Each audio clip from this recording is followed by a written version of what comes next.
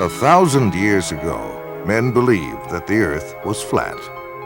500 years ago, men believed that the Earth was the center of the universe, and that the sun, moon, and stars all circled the Earth. 200 years ago, men believed that it was impossible for stones to fall from the sky because there are no stones in the sky.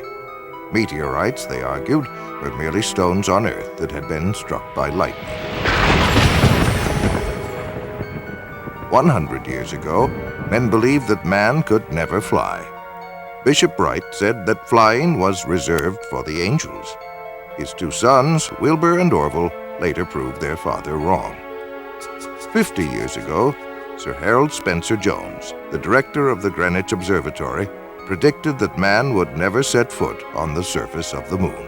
It's one small step for man, one giant leap for mankind. 30 years ago, stories about UFOs circling the globe and landing on this planet were considered hoaxes or hallucinations. Yet more than 15 million witnesses, equipped with photographs, movies, videos, physical records, and scientific data, have proven again that man can be wrong. Most people today envision UFOs to be exactly as they are portrayed in most science fiction films and books. This is, of course, a relatively recent conception that has been stimulated perhaps by our expanding knowledge of outer space. But strange sights appeared in the skies long before spaceflight or manned flight of any kind was possible. And in each century, these visions took on identities that tell much about the worldview of those who saw them. Alexander the Great and his army, for instance, were harassed by a pair of flying objects in 329 BC. Most of the soldiers fled the scene, but some of the hardier men stood their ground and tried to hit the discs with their arrows and with stones from their slings.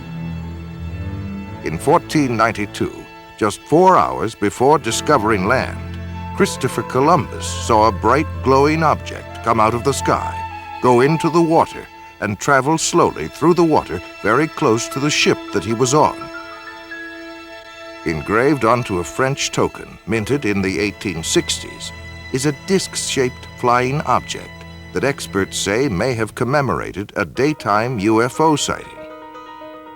The great British astronomer Edmund Halley of comet fame also saw a series of unexplained aerial objects in March of 1760. One of them lit up the sky for more than 2 hours and was so brilliant that Halley could read a printed text by its light. There were sightings in 1897 of a lighter-than-air ship that had propellers, porthole windows, and brilliant searchlights which it directed at the ground.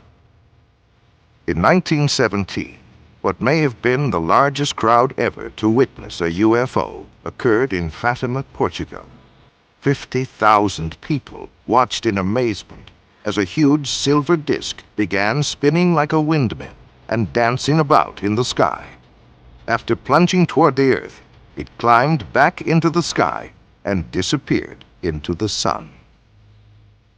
One night during the summer of 1948, Clyde W. Tombaugh, the astronomer who discovered the planet Pluto, was sitting in the back of his home at Las Cruces, New Mexico. He and several witnesses, including other members of his family, watched a strange glowing craft move overhead. All of the witnesses agreed that the object was definitely a solid ship and that it was probably some form of extraterrestrial device. World War II Allied Air Force pilots reported UFO sightings over Germany. They appeared out of nowhere and seemed to be toying with the aircraft. Military pilots termed them Foo Fighters, Foo being the French word for fire. Retired Air Force Major Paul Deutsch describes an encounter with his crew over Japan.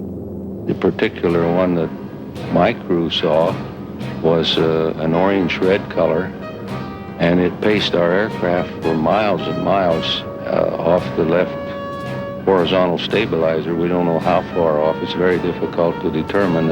And so the top gunner, who had control of all the guns in the back of this B-29 bomber fired a burst. The tracers were seen to go directly toward it, but nothing happened. It's at that time that I saw it. We thought it was a Japanese secret device, probably developed by the Germans. And I might add that the fellows over in the European theater thought it was a German device, and the Germans thought it was an Allied secret weapon, and everybody thought it was somebody else's. No one knew what it was. On December 5th, 1945, a squadron of 5 Avenger torpedo bombers with 14 experienced crew members flew out of Fort Lauderdale Naval Air Station in Florida. It was a short, routine flight. Each plane had a full load of fuel, and weather conditions were excellent. But something strange happened. The flight leader called in and reported not having any sense of direction. Air Control then ordered the squadron to head due west. The leader, with alarm in his voice, then said, "We don't know which way is west. Everything is wrong, strange. We can't be sure of any direction. Even the ocean doesn't look as it should." He then stated that weird, unidentified aircraft were closing in on them. His radio went dead. All 5 planes disappeared without leaving a trace. A giant Martin Mariner with a crew of 13 was dispatched to search for the 5 missing planes. It had the capability to land on the roughest of seas, but this plane also disappeared into the grim silence of the Atlantic. What followed was the greatest search operation in history. For 5 days, an armada of 300 planes and 21 ships crisscrossed the sea and sky, but no trace of the 6 aircraft or 27 crew members were to be found.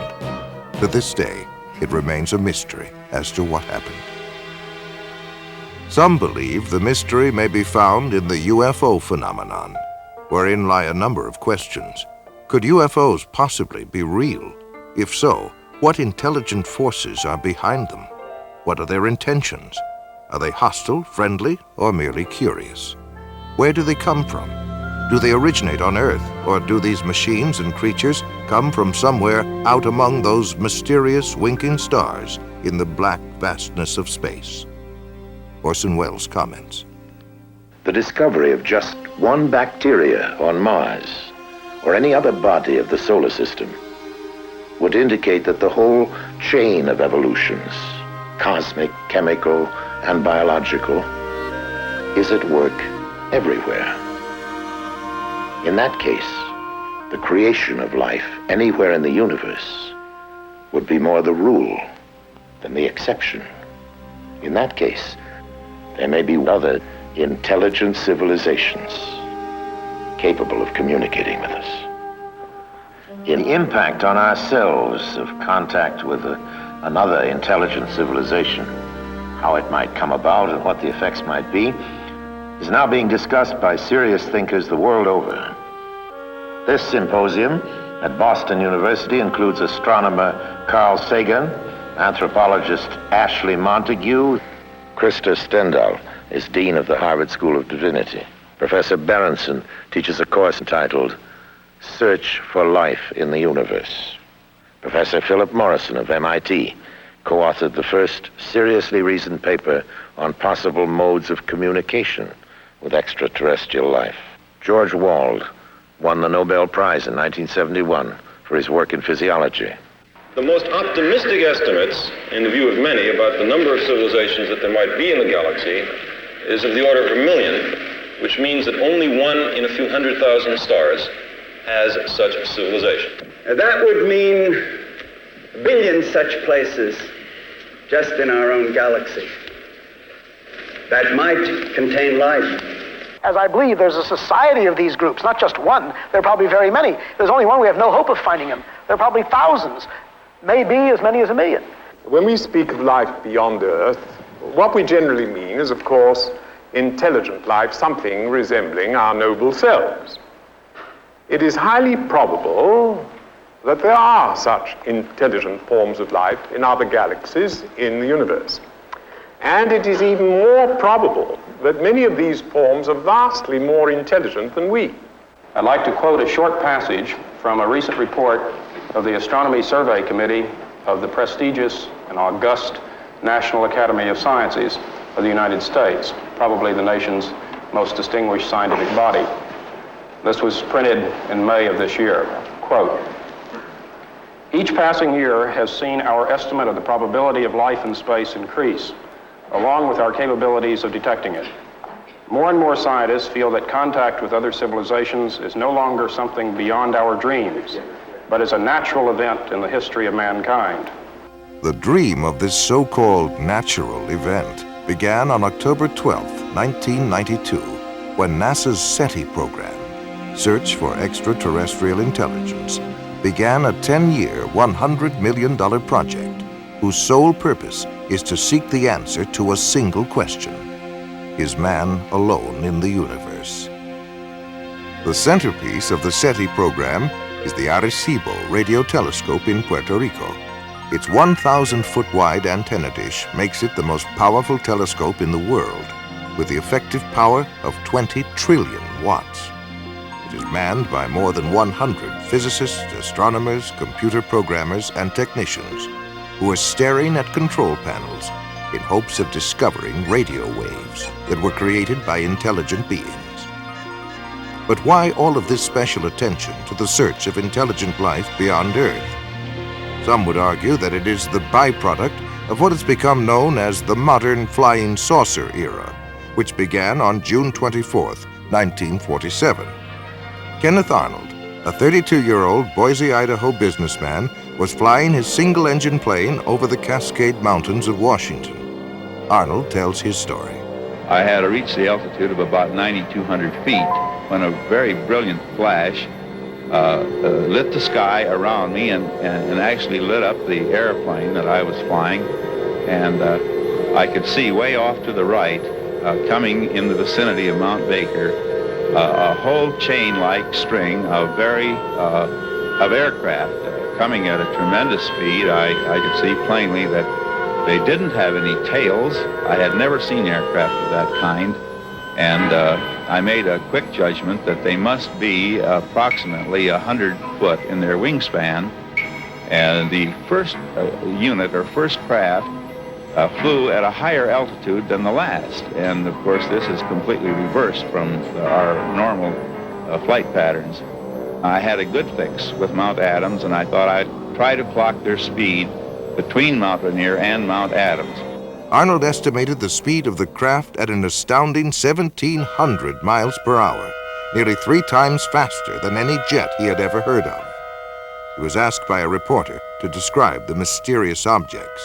You know, they would skip and sail and give off these flashes, and you take a saucer and you skip it across the water, and it's erratic. And this is how the name Flying Saucer was born. This was the day, June 24th, 1947, that marked the beginning of what is known as the modern flying saucer era. What followed would be thousands upon thousands of unidentified flying objects over North America as well as other parts of the world. It seemed to hover for a matter of maybe 1 or 2 seconds, and then was out of sight within 2 or 3 seconds, which was a lot faster than it had been traveling originally. We were using our red lights and our aircraft landing lights, which is a spotlight, and pointing them or directing them at the UFO. And it was reacting to it audibly on occasion, and it did make a movement towards the lights. As we turned the light off, then it would return to its original position and remain stationary again. But it was reactive to the lights. I judged it to be at least 150 feet across it. It was saucer-shaped with a high dome. It was very shiny underneath. It was a porcelain-type finish. And I was getting a tremendous shock all over my whole body. My hair was standing up, and I had electrical static feeling over my hair on my arms and my head. I thought it was doomsday. He was standing at the doorway screaming at me to get up. We got to get out of here. It's going to get us. And I looked out there, and it was pitch black when I first looked. And by now, he's got a hold of me, and he's shaking me, and he's screaming at me, which Bill doesn't scream. I mean, he's just hysterical is the way I can explain the way he was. And he keeps telling me we got to get the kids out of here, it's going to get us. And I didn't see anything. So I looked again, and all of a sudden I saw this real bright light. And I still didn't know what I was looking at. I didn't know what had scared him. But after looking at the way he was and looking at what I saw, I knew I better listen to him. So I went down the hallway and grabbed my daughter. And I came back to the hallway and went out the front door, and he had grabbed our son by then. When he came back up the second time, I felt like death was at hand. I figured this was it. And as soon as it touched down, then the whole area just lit up. You couldn't see anything inside, but you could see the outline of the whole object. It was going through the sky. It didn't seem to be going really fast. After a while, it just started straight up in the air. They were about 4 feet 10. Had very large heads. No hair on their heads. No eyebrows. No whiskers or anything like that. They had very large eyes. The odor itself I smelled stronger when the beings were near me. And when they looked at me, we did not talk verbally like we're talking now. It was a telepathy type thing. A recent Gallup poll estimates that 1 out of every 2 Americans believe in the existence of UFOs. Over 15 million people have reported seeing UFOs, of which over 2,000 were encounters with landed UFOs and their occupants. UFOs have been fired upon by jet fighters and anti-aircraft missiles, but with no effect. They give off powerful electromagnetic charges, often causing the breakdown of engines and electrical circuitry. They evoke strange and fearful reactions in animals and frequently cause profound psychological disturbances in humans. They have the ability to materialize as if from nowhere, but more often vanish into thin air in the midst of a sighting. Both human eyes and radar instruments have observed unbelievable aerial maneuvers, such as 90-degree turns of several thousand miles per hour, and have been clocked at speeds up to 16,000 miles per hour. There can be no longer any doubt, even to the most ardent skeptic, that UFOs exist. The question is, where do they come from? If they come from another galaxy, then they would come from at least 2 million light years away. Even traveling at light speed, 186,000 miles per second, it would take 2 million years to get there. But suppose that UFOs come from some distant star in our own galaxy. If these space visitors were to travel 1 million miles a day, it would take 70,000 years to reach the Earth from the nearest star, Alpha Centauri, which is 25.5 trillion miles from Earth. Other stars are thousands of times further out in space. Conservative estimates indicate that a spaceship carrying 10 people and traveling 5 light years to and from a nearby star system at 70% of the speed of light would consume 500,000 times the amount of energy used in the United States in 1 year. But there are other complications of space travel. Space is not a vacuum, but contains cosmic gas, dust, and particles. Nobel Prize winner Professor Edward Purcell of Harvard points out that a space vehicle traveling at the speed of light would collide with this space material in the form of radiation and with the impact of several hundred atom smashers. On the afternoon of January 7th, 1948, an unidentified flying object was sighted over Godman Air Force Base at Fort Knox, Kentucky. The base tower sent 4 F-51 jets to investigate. The flight leader, Captain Thomas F. Mantell, reported seeing the object, and at 3:15 p.m., he broke away from the formation in pursuit of the object. A few moments later, he radioed the tower. "I'm closing in now to take a good look. It's directly ahead and above, and still moving at about half my speed. The thing looks metallic and of tremendous size. I'm going up to 20,000 feet, and if I'm no closer, I'll abandon chase." Those were the last words that Captain Mantell ever spoke. Later in the day, his body was found in a nearby field, the wreckage of his plane scattered for half a mile around. There were many other sightings that year. In July 1948, it was reported from Strategic Air Command in San Antonio to FBI Director J. Edgar Hoover that an unidentified aircraft was seen by an Eastern Airlines pilot, co-pilot, and one or more passengers flying over Montgomery, Alabama. The aircraft was reported to be of an unconventional type, without wings, and resembled generally a rocket ship of the type depicted in comic strips. It was reported to have had windows, to have been larger than the Eastern Airlines plane, and to have been traveling at an estimated speed of 2,700 miles per hour. It narrowly missed a collision with the Eastern Airlines plane. And from an FBI memorandum dated March 14, 1949, comes this report. Flying discs are believed by the Air Force to be man-made missiles rather than some natural phenomenon, and that as much as 4 years ago, it was learned that some type of flying discs were being experimented upon by the Russians. It was further determined that most all of the flying discs seen by persons in the United States approached this country from a northerly direction and returned in the same direction, indicating a strong possibility that they are coming from Russia.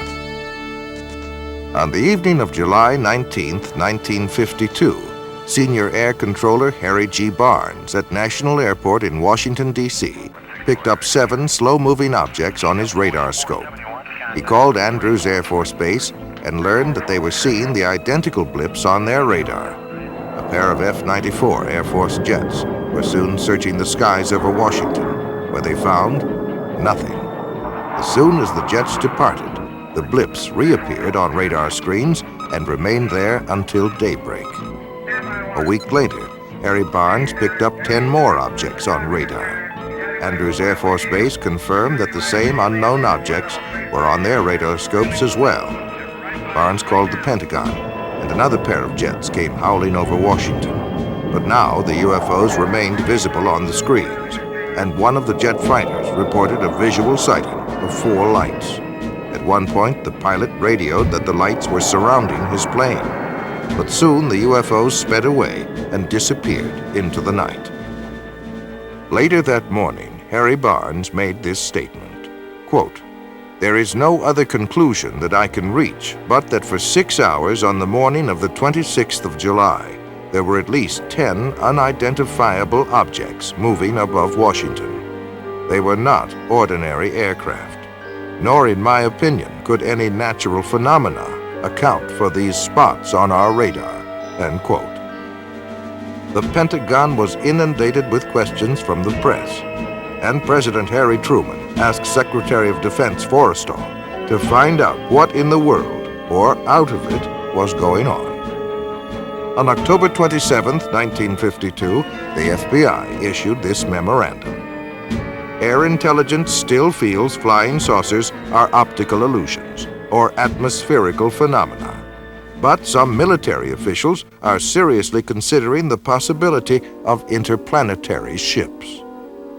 Investigative journalist Frank Edwards, author of Flying Saucers, Serious Business, offers the following commentary. This is Frank Edwards reporting. How real are the flying saucers, officially called unidentified flying objects? On December 24, 1959, the Inspector General of the Air Force notified all Air Base commanders that flying saucers are a serious problem. The government of the United States has issued orders advising the military how to recognize the UFOs, how to report them, and how to handle fragments of them. Slowly but surely, the nature and extent of this remarkable phenomenon has become public knowledge.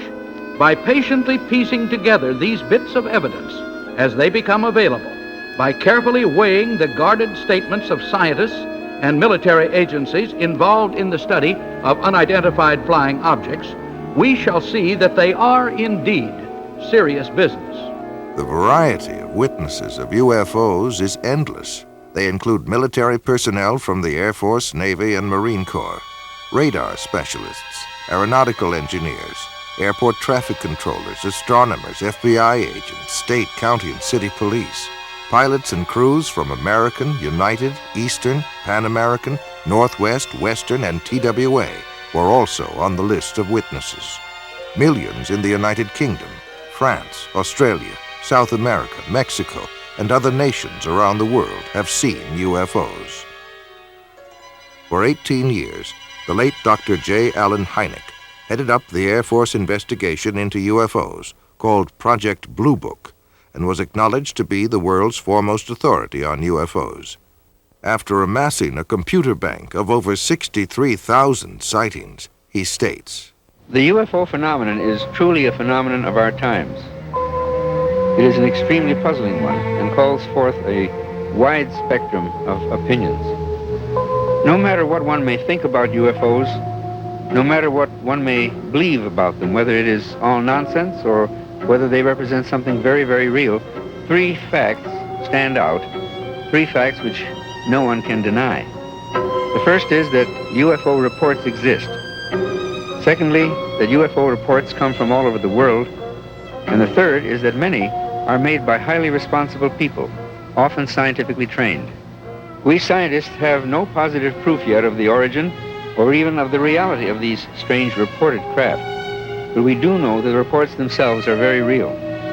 To find the answer to this magnificent scientific puzzle, the UFO phenomenon, we need to approach it with a truly open mind so we can explore all possible avenues of explanation." Among those who claimed to have seen UFOs was Senator Barry Goldwater, who said, quote, "Flying saucers, unidentifiable flying objects, or whatever you want to call them, are real," end quote. Astronaut Gordon Cooper said, quote, "I believe these extraterrestrial vehicles and their crews are visiting this planet from other planets, and are obviously a lot more technically advanced than we are here on Earth," end quote. Prince Philip of England is a flying saucer fanatic. He meticulously charts all important saucer sightings on a gigantic wall map in his private study at Buckingham Palace. General Douglas MacArthur was the supreme commander of all Allied forces in the South Pacific during World War II. He believed in UFOs and even commissioned a report that was over 20,000 pages long. During one of his last speeches to the cadets at West Point, he said, "Gentlemen, the next war will not be an international war, but an intergalactic war." He assumed that not only were there UFOs from another planet, but that they were hostile. One fall evening in 1969, Georgia Governor Jimmy Carter was preparing for a speech in the little town of Leary when he spotted a bright object in the western sky. Carter describes his experience. There were about 20 of us standing outside of a little restaurant, I believe, a high school lunchroom, and a kind of a green light appeared in the western sky. This was right after sundown, and it got brighter and brighter, and then eventually it disappeared. It was not, didn't have any solid substance to it. It was just a very peculiar looking light. None of us could understand what it was. Former President Ronald Reagan made statements concerning UFOs on 18 different occasions while in office. The following is an excerpt from one of his speeches. "I've often wondered, what if all of us in the world discovered that we were threatened by a power from outer space, from another planet? Wouldn't we all of a sudden find that we didn't have any differences between us at all?" After leaving the White House, Reagan admitted to having seen a UFO while he was governor of California. He was aboard the governor's plane at the time. His wife, Nancy, as well as several other people, also saw it and described it as a green, glowing UFO. They chased it for some 300 miles before it went out of the plane's range. On November 7th, 1975, an alarm went off at Malmstrom Air Force Base in Montana, the site of launching facilities for Minuteman missiles. A sabotage alert team immediately went to the site, where they saw a glowing orange disk the size of a football field hovering over the area. It began to rise, and the North American Air Defense Command radar picked it up when it reached an altitude of 1,000 feet. 2 F-106 jet fighters were dispatched from Great Falls, Montana to intercept the craft, but before the fighters arrived, it disappeared from the radar screens. The next day, there were more sightings, both visual and radar, over the base. Each time the jets streamed into the area, the UFOs shut off their lights and reappeared only after the jets left. In the next 8 months, 130 similar reports were logged at the base and in the surrounding county. An early and prominent champion of UFOs was one Donald E. Kehoe, a U.S. Naval Academy graduate and retired Marine Corps major. In the January 1950 issue of True magazine, he wrote a comprehensive article on UFOs. It caused an instant sensation and became one of the most widely read and discussed articles of the day. He claimed that none of his high-level sources would talk about UFOs, which he took as powerful evidence that something tremendously important was being covered up. This is not an attack on the Air Force spokesman or the project spokesman. They are simply following orders to explain away all UFO sightings as quickly as possible when they become public and deny that UFOs really exist. We have not been hiding anything. The investigations have been made public. The explanations of those where there is a clear explanation have been made public. He later became director of the National Investigation Committee on Aerial Phenomena, where he questioned many governmental agencies about their possible involvement or knowledge of UFOs. The following is an excerpt of a letter from the FBI in answer to one of Major Kehoe's inquiries. In response to your letter of September 22, 1958, this Bureau does not have information on unidentified flying objects which can be released. This does not imply that this Bureau has information concerning unidentified flying objects which cannot be released. Possible communications with extraterrestrial vehicles from another planet, should the unidentified flying object prove to be an extraterrestrial, is not a function of the Federal Bureau of Investigation. Signed, John Edgar Hoover, Director of the FBI. There are 6 distinct categories of sightings. Close encounters of the first kind refers to a mere sighting of an unidentified flying object.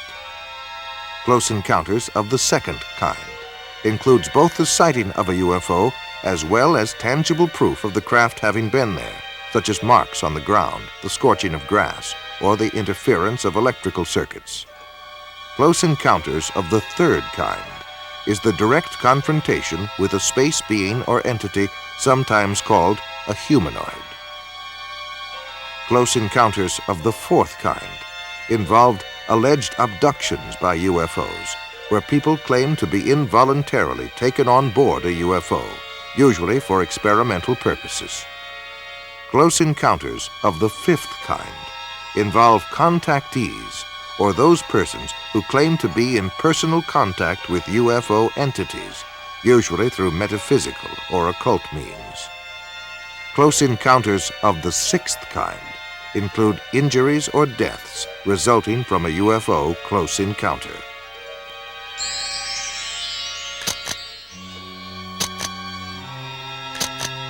One of the greatest waves of UFO sightings in modern history came in 1965, with more than 500 cases reported during the summer months alone.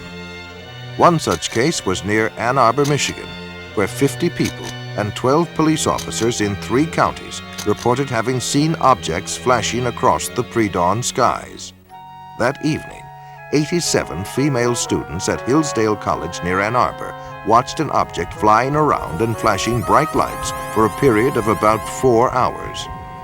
Life magazine said, "Call them what you will, flying saucers, unidentified flying objects, or optical illusions, they are back again and seen by more people than ever before."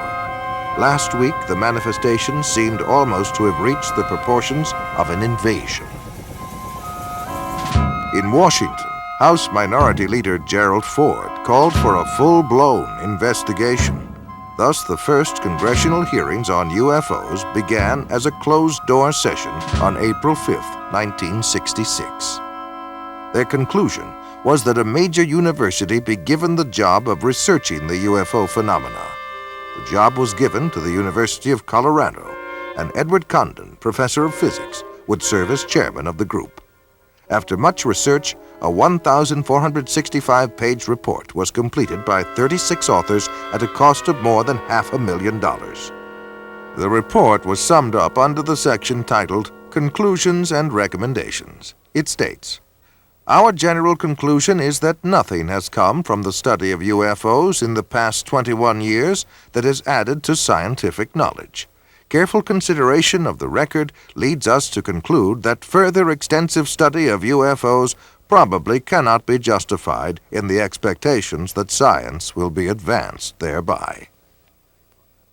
On April 17, 1966, Sheriff's Deputies Dale Spower and Wilbur Neff had just investigated an accident when they noticed a glowing object about 1,000 feet above the ground in eastern Ohio. They then began pursuit at speeds of nearly 90 miles an hour.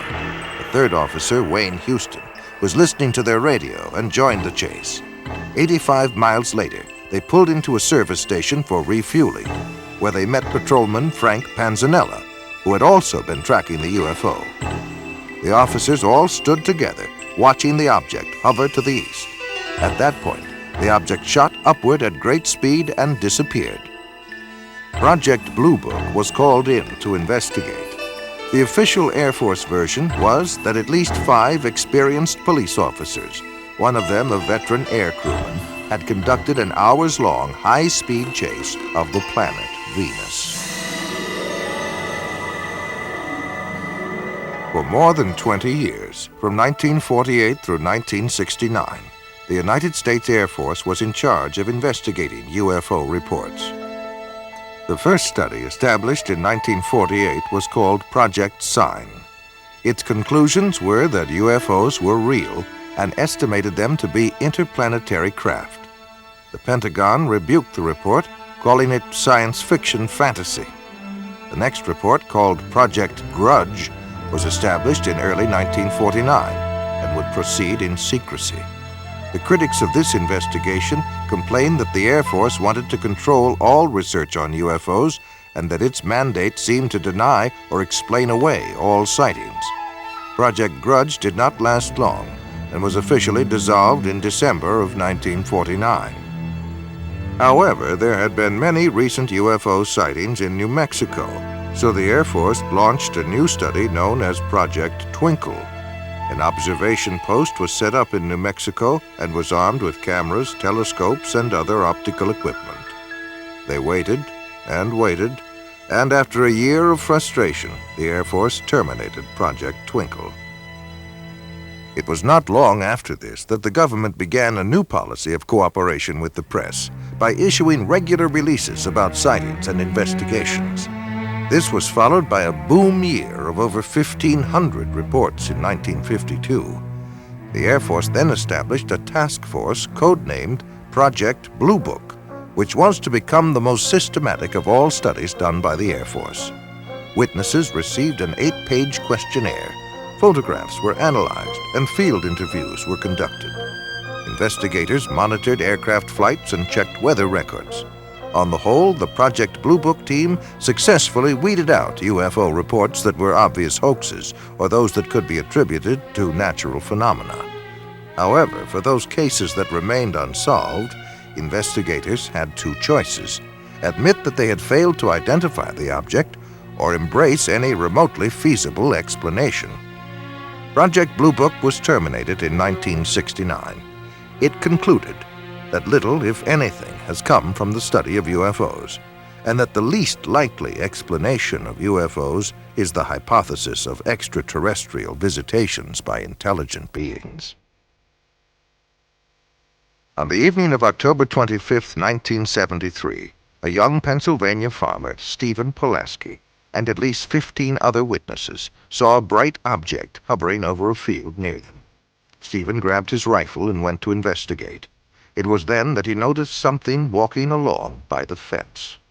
They were hairy and long-armed, with greenish-yellow eyes, and a smell like burning rubber was present.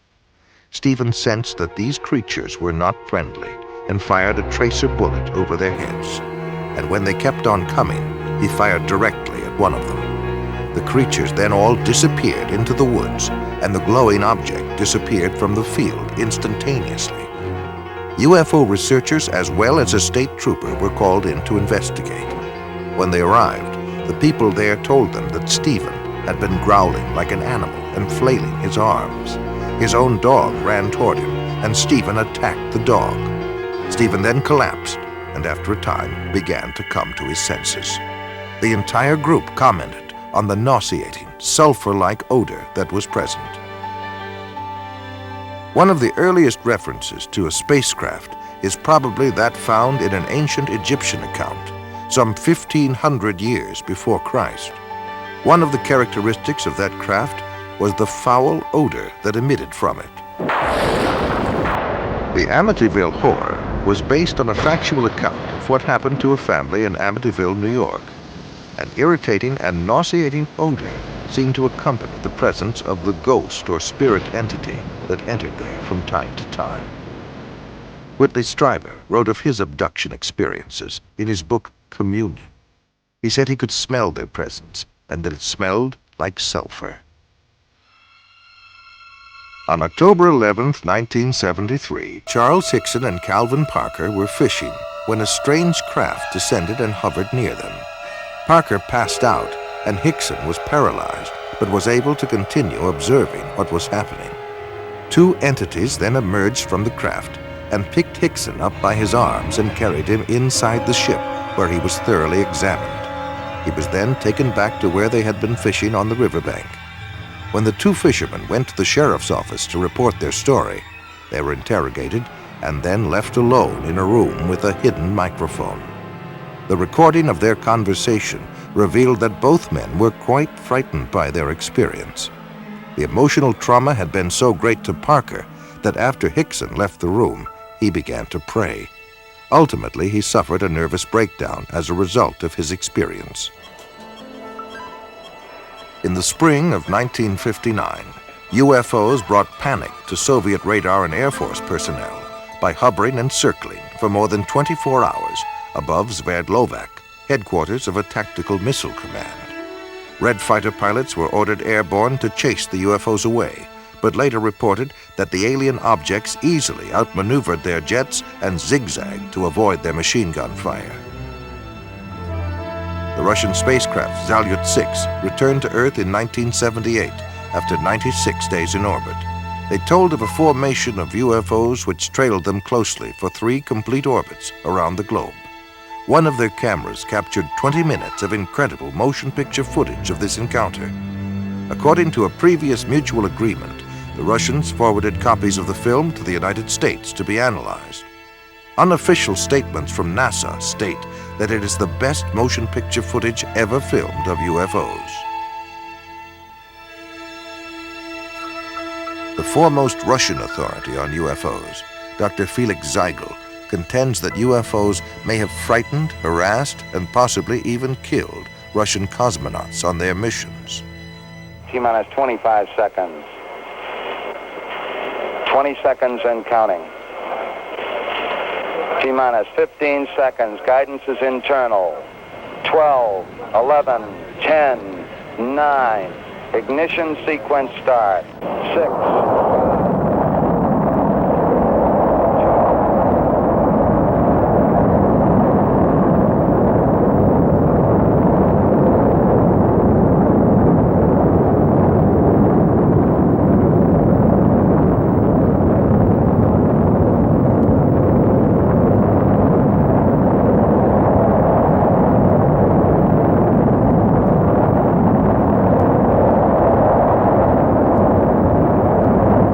On at least 6 space missions, United States astronauts have encountered UFOs.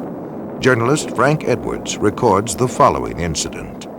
As Major Cooper was making his final orbit of the Earth in May of 1963, he was approaching Perth, Australia. Suddenly, Major Cooper radioed down to the tracking station that he was being approached by a greenish glowing disk with a faint red glow on one side. It was traveling east to west, which no man-made satellite does. 200 persons at the tracking station watched the object on the gear there. They saw it approach Cooper. Then it veered away from him and sped on out into space. It was only the first of many such cases. Every American astronaut since Gordon Cooper has also been approached by unidentified flying objects. And each time the UFOs come closer to the astronauts, and each time they remain a little longer. In 1965, Major Edward McDivitt photographed one of these objects near the capsule in which he was orbiting the Earth over the Pacific Ocean. And the photograph, as released by the National Aeronautics and Space Administration, clearly shows a bright egg-shaped thing which leaves a visible trail from its propulsion system. The more we study the evidence that is being assembled all over the Earth, the more inescapable the conclusion that man had best prepare himself for the greatest event in human history, the realization that we are about to contact or to be contacted by sentient beings from elsewhere in the universe.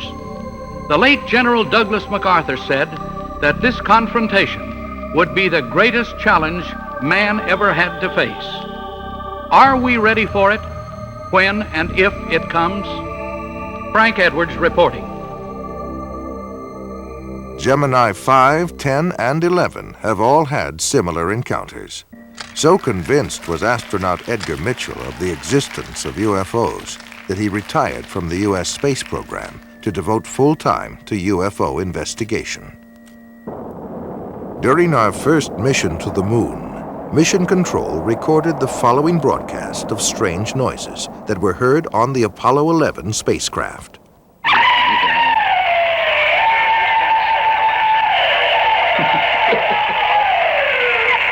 This is Apollo Control. Still no explanation. The weird noises emanating from Apollo 11, if indeed it is from Apollo 11. Perhaps it'll all shake out later in the mission as to what these strange noises are.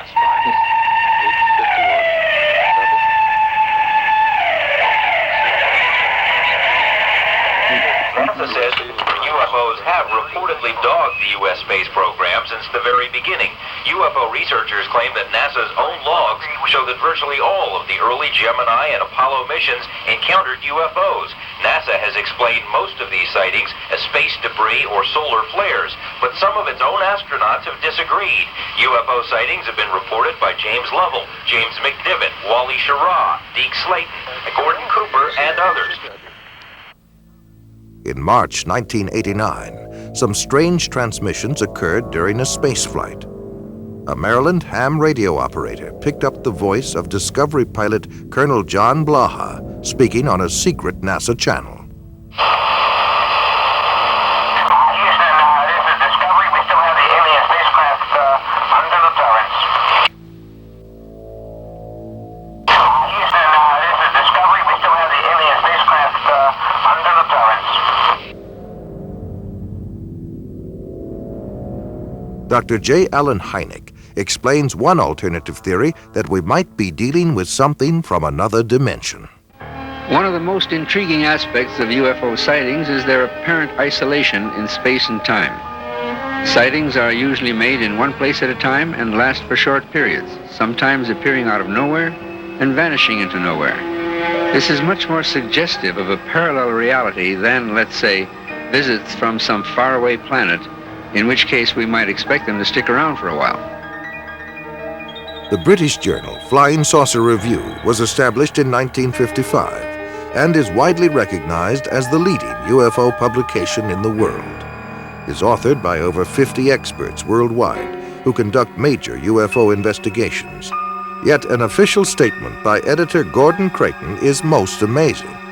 Quote, "There seems to be no evidence yet that any of these craft or beings originate from outer space." End quote. Close encounters of the fourth kind are by far the most frightening. Those who claim to have been abducted by aliens and taken against their will. Perhaps the most famous case was that of Betty and Barney Hill.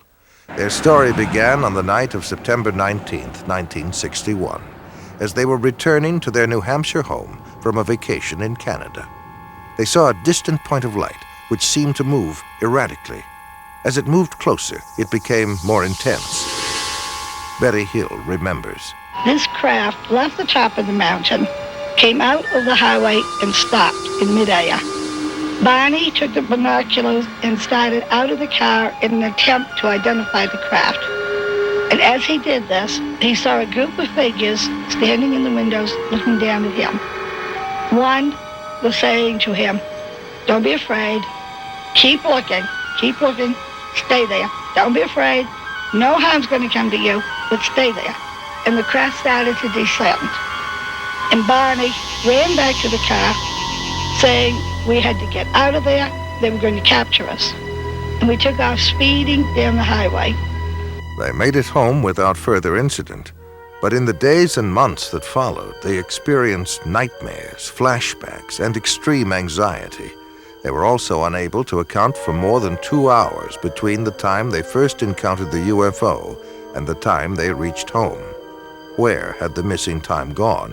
What had happened? They sought out a psychiatrist, and through hypnosis, Betty and Barney Hill narrated a tale much stranger than the one that had been lodged in their conscious minds. Barney put on the brakes. The car motor died. They separated, came up on each side, took us out, took us in a path through the woods, took us on board, gave us physical examinations. We were being kidnapped. Betty Hill remembers being able to offer a detailed description of her alien abductors. They were all shot. The leader, I would say, was my height, or just a little taller than I am, and I'm 5 foot.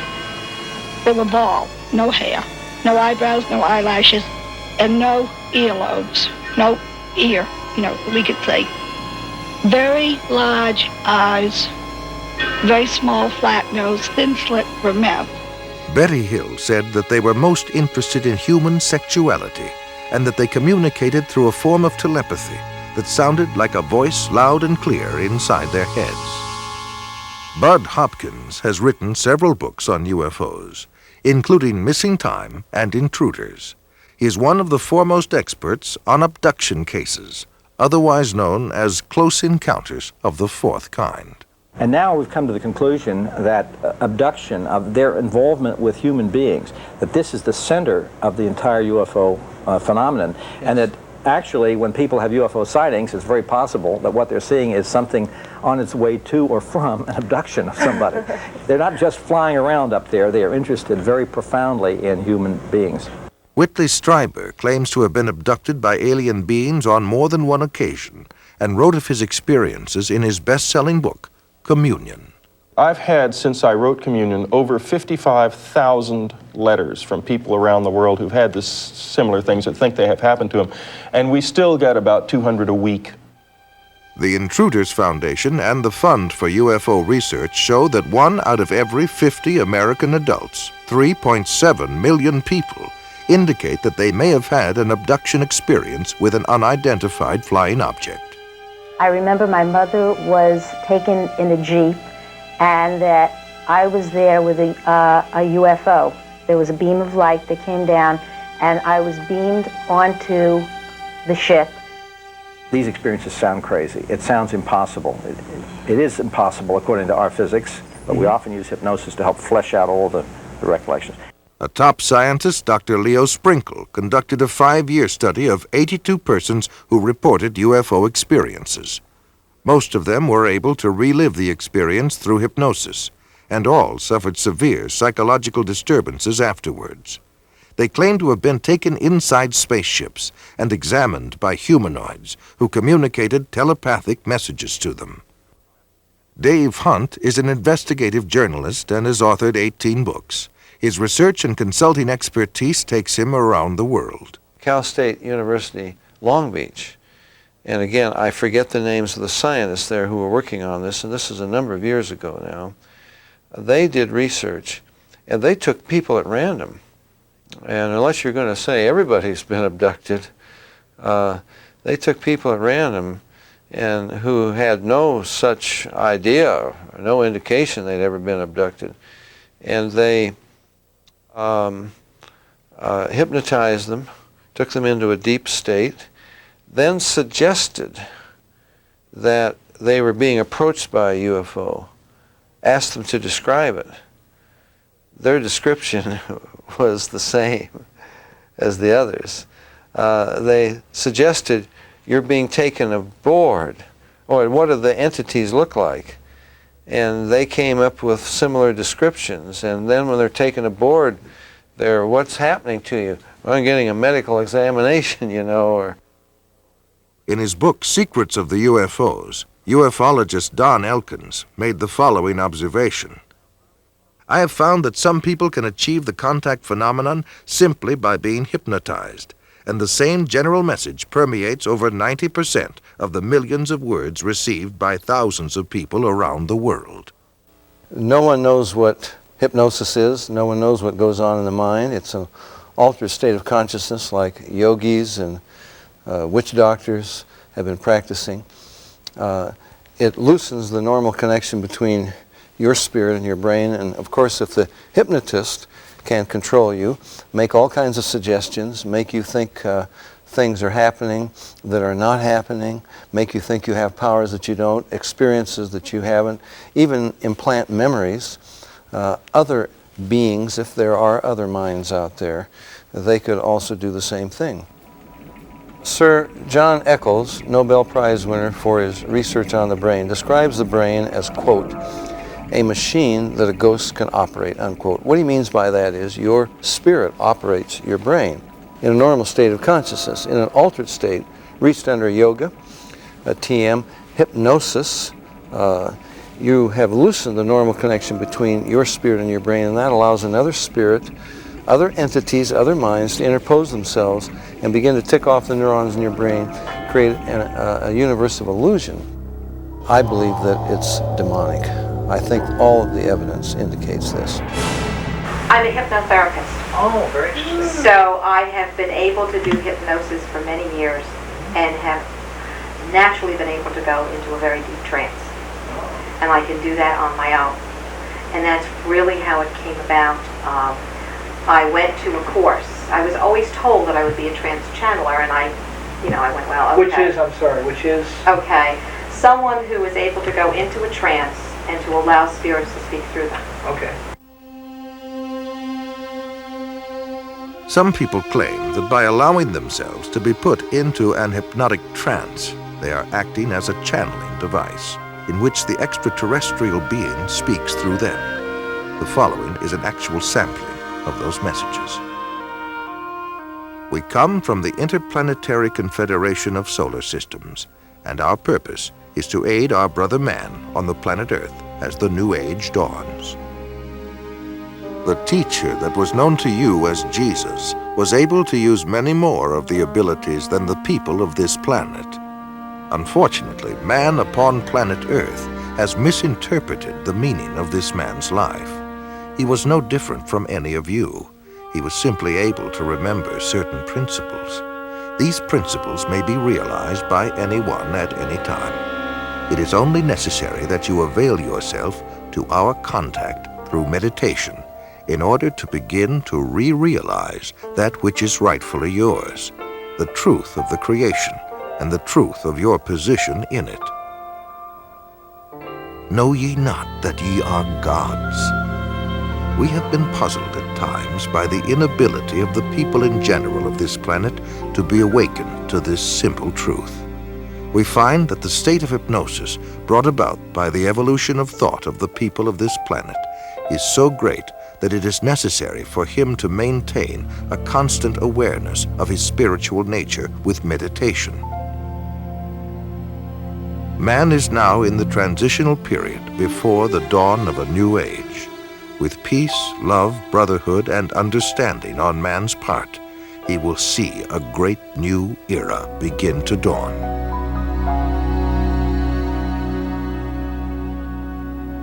In his book, Flying Saucer Pilgrimage, Bryant Reeves summarizes his findings in this statement. From our analysis, the teachings of the space beings appear to support many of the principles taught in Oriental philosophy by seers of the Far East. UFO researcher John Weldon then offers this question. How credible is it to think that literally thousands of genuine extraterrestrials would fly millions of light years simply to teach New Age philosophy, deny Christianity, and support the occult? And why would the entities actually possess and inhabit people just like demons do if they were really advanced extraterrestrials. Dr. Pierre Guérin, an eminent scientist associated with the French National Council for Scientific Research, concludes that UFO behavior is more akin to magic than to physics as we know it, and that modern UFOnauts and the demons of past days are probably identical. The word demon in Greek comes from the root meaning knowledge or intelligence, implying that demons have access to knowledge and information denied to ordinary mortals. After what happened to me, the communion experiences, I decided that that might be a good idea to accept the idea of the devil just in case that's what I saw. If you look closely at the life of the world, you see the workings of evil in the world. There seems to be a sort of machinery behind it that is far beyond just the accident of human life. You can literally hypnotize a person, tell them that there's a cat in their lap, they will see it, they will hear it, purr, they will pet it and feel it. It's not physically there. You tell the cat to scratch them, and bring them out of it. There are scratch marks on their cheek. A non-physical object, under the right conditions, can leave physical evidence. I think it's demonic. It's a spiritual power of some kind for which there is no physical explanation. You can't explain it with the laws of chemistry and physics as we know it. John Keel is a world-renowned expert on UFOs and has written numerous books and articles on the subject. A self-described agnostic, he made this statement: "Thousands of books have been written on the subject of demonology, which is the ancient and scholarly study of monsters and demons. The manifestations and occurrences described in this literature are identical to the UFO phenomenon. Victims of demonic possession suffer from the same medical and emotional symptoms as the UFO contactees." I would say I was assaulted by something from the unknown rather than possessed by it. I hope that I was never possessed by it, although there are those who might disagree with me. And I don't think it was something out of craziness. If it came out of my mind, it came out of a part of my mind that is universal to us all. Like Stryber, there are thousands of others who have also sensed something evil and demonic. Something is here, probing people, inspecting them, planting thoughts in their minds, and manipulating their bodies. I do know from different things that are still occurring within my body that I'm still being visited. I've been working on a project now where I'm allowing spirits in a haunted house to speak through me. In Close Encounters of the Third Kind, that first film that came out about UFOs, the house that the mother and little boy were living in, the toys began running around and screws unscrewing them in the presence of UFOs. What the film was saying was the same people that run UFOs run haunted houses. And I would say that's absolutely true. In 1969, the United States Printing Office issued a 400-page publication entitled UFOs and Related Subjects, an Annotated Bibliography. The author was the senior bibliographer for the Library of Congress, Miss Lynn E. Cateau. During her research, she read over 1,000 articles, books, and other literature. She summarizes her findings in the preface of the bibliography.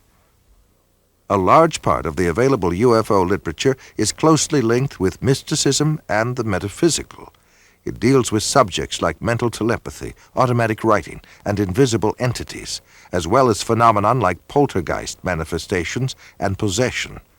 Many of the UFO reports now being published in the popular press recount alleged incidents that are strikingly similar to demonic possession and psychic phenomenon that have long been known to theologians and parapsychologists. This document was compiled for the United States Air Force and is now in the Library of Congress. Dr. Jacques Vallée has addressed the United Nations on UFOs and was the model for Lacombe in Steven Spielberg's Close Encounters of the Third Kind. He is the author of 8 books on UFOs and has been widely recognized as the premier investigating scientist in the realm of UFO research. In his book, Messengers of Deception, Vallée says, an impressive parallel can be made between UFO occupants and the popular conception of demons. And in his book, Confrontations, he writes, "The medical examinations to which abductees are said to be subjected, often accompanied by sadistic sexual manipulation, is reminiscent of the medieval tales of encounters with demons." He also made this statement, "I believe that when we speak of UFO sightings as instances of space visitations, we are looking at the phenomenon on the wrong level. We are not dealing with successive waves of visitations from space. We are dealing with a control system." And he states, "UFOs are the means through which man's concepts are being rearranged. They are engaging in a worldwide enterprise of subliminal seduction." Jacques Vallée, at least at that time when he wrote that book, was an agnostic. Interesting that he comes to basically the same conclusions I do as a Christian from my research. And he said about UFOs, they're real, but they're not physical. They're messengers of deception. And this was based on his research of about 20 years. They seem to be psychologically preparing, setting us up for some ultimate delusion that is too horrible even to imagine as yet. I would agree with that. Dr. I.D.E. Thomas is one of a long line of Welsh preachers. He is currently the senior pastor at the First Baptist Church of Maywood, California, and has authored several books which have enjoyed wide circulation. In his book, The Omega Conspiracy, Dr. Thomas explains the phenomenon of unidentified flying objects and offers an explanation that could identify the beings who operate them. As incredible as his explanation may sound, let us regard the ancient saying of Heraclitus, who 500 years before Christ said, "Because it is sometimes so unbelievable, the truth escapes becoming known." The answer to all this and the clue to this cosmic riddle may be found in the ancient book of Genesis. And back there in chapter 6, we are told of a very amazing and bizarre event. The sons of God saw the daughters of men and saw that they were beautiful, and they lusted after them. And then we read they married them and sired children from them. For the past 1,500 years, most scholars, including evangelical scholars, have interpreted the sons of God as the good sons of Seth, and the daughters of men as the wicked daughters of Cain. They've adopted that interpretation because the other one is so bizarre and outlandish. The ancient interpretation, and in my opinion the correct one, is that the sons of God were demonic beings or fallen angels, and that they came down to earth, they lusted after the daughters of men, they married them, and produced this amazing progeny, this hybrid progeny of the Nephilim. And the very word Nephilim does not mean giants. It comes from the root Nephal, fallen ones. The early Christian fathers in the first 4 centuries, men like Irenaeus, Tertullian, Ambrose, for 400 years they knew no other interpretation except that the sons of God were angelic beings. Josephus, the cosmopolitan Jewish historian, says the same thing. We read in the book of Job that when God laid the foundation of the earth, the sons of God shouted for joy. Obviously, the sons of God could not be human beings. Adam had not been created. If this was a case of just mixed marriages between good men and wicked women, it is surprising that God should have issued the fire of judgment that he did. God took this stern action of wiping out the human race. Now, the only family that were left intact in order to re-establish, repopulate the new world was the family of Noah. Noah, we are told, was perfect in his generations. The word perfect does not mean, in this case, morally perfect, because we know from the story of Noah, and especially what happened after the flood, that Noah was not perfect. What it means is like a lamb for the paschal sacrifice, that lamb had to be without blemish, physically pure, without blemish. So it seems was the case of Noah, the only family that remained uncontaminated from these strange beings that appeared from space. The only line that was pure and clean from God's standpoint to start a new world and a new civilization. Jesus said, as in the days of Noah, so in the days of the coming of the Son of Man. Of all the patriarchs and prophets of the Old Testament, the key to prophecy above all others is Noah. And something happened in the days of Noah that was a distinctive characteristic of Noah's time that didn't happen before or after. Wars and famines and pestilences and natural disasters have always happened. But something happened in the days of Noah, and the most sinister and bizarre of all the things that happened was this intermarriage between the angelic race and the human race. And of course, the mastermind behind it all was another angel, a fallen angel, Lucifer.